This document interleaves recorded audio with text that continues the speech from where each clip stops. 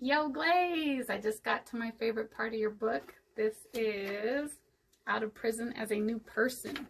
So, page 308, May of 1998. That's actually when I had the pleasure of meeting you. Hey, Kelly, what you reading? Oh man, bro, this is such a good book. Super dope book. Have you checked your tire pressure today? I don't have a flat.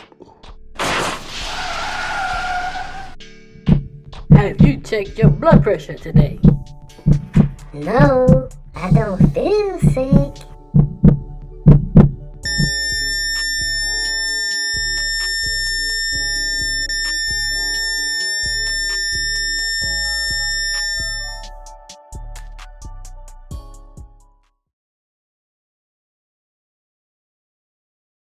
Parrot. You ever heard of it? I have not heard of Okay, that. very, very critical club.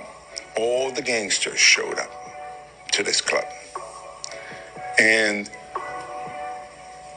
a lot of the gangsters would always be very loud, like I am that guy, but one. And that guy used to come full length mink coat and then sit very quietly in the corner. And the fact that he was quiet, the whole club would go, yo, Fat Cat. So I realized...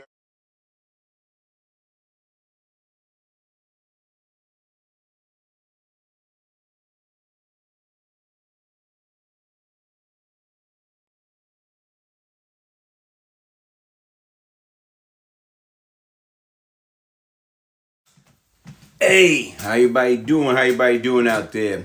Hopefully everybody's doing well, folks. Listen, man, hit the like button, subscribe, share.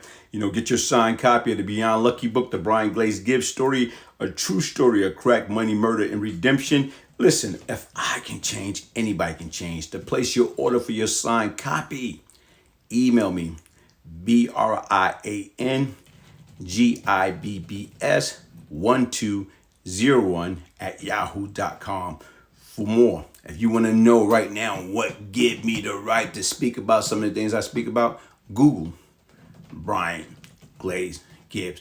Like I say, I was once a problem. Now I'm seeking to be, how do I become part of the solution? How do I right my wrong? Listen, today what I'm talking about is this, man. This is executive Lyor Cohen. Okay, right now is this guy.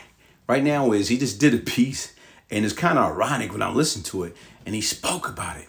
And what he spoke about is, here it is. They used to have this club called the Red Parrot. Anybody that was out there in my time frame, and you know what? I'm talking about you go to the Red Parrot, and who you gonna find?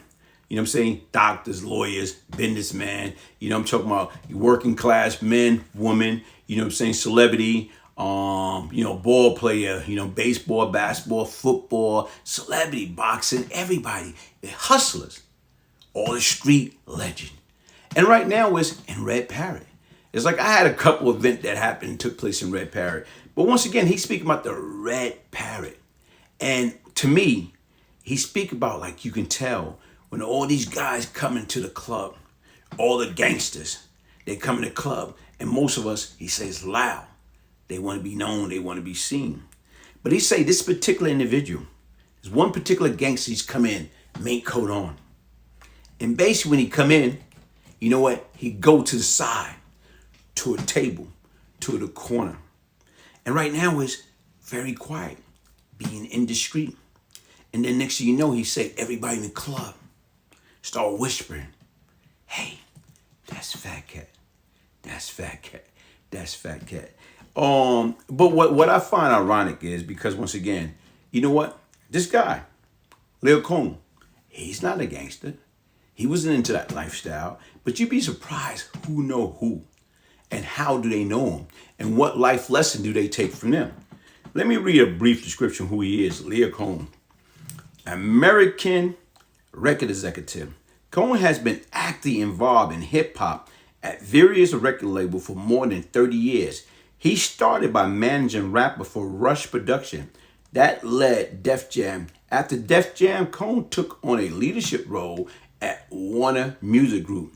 In September 2012, Cohen resigned from Warner and started his own independent label, 300 Entertainment. On September 28, 2016, Cohen was named U2 Global Head of Music. Wow. So when you sit back and you look at it, guess what? The guy been around. He's definitely been around. You know, when you look at everything that he's been through or whatever, it's hell. In January 2003, the Office of Murder, Inc.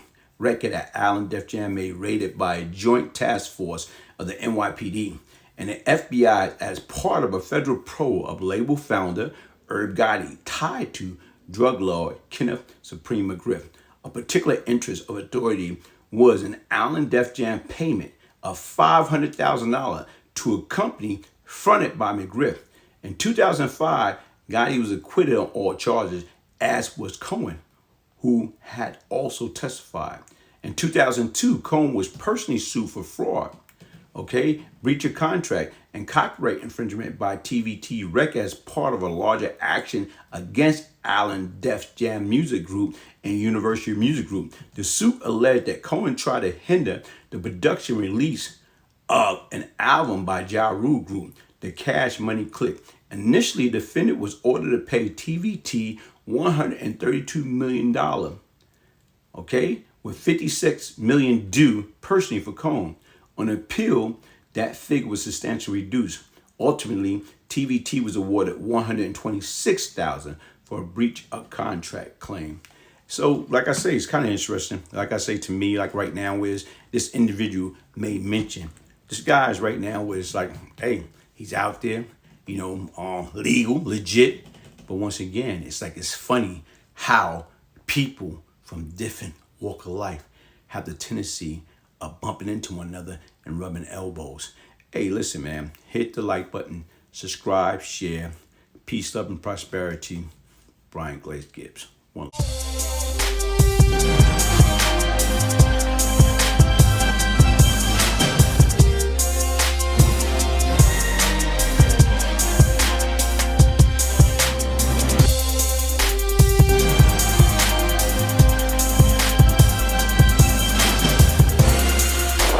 Natural endurance, stamina,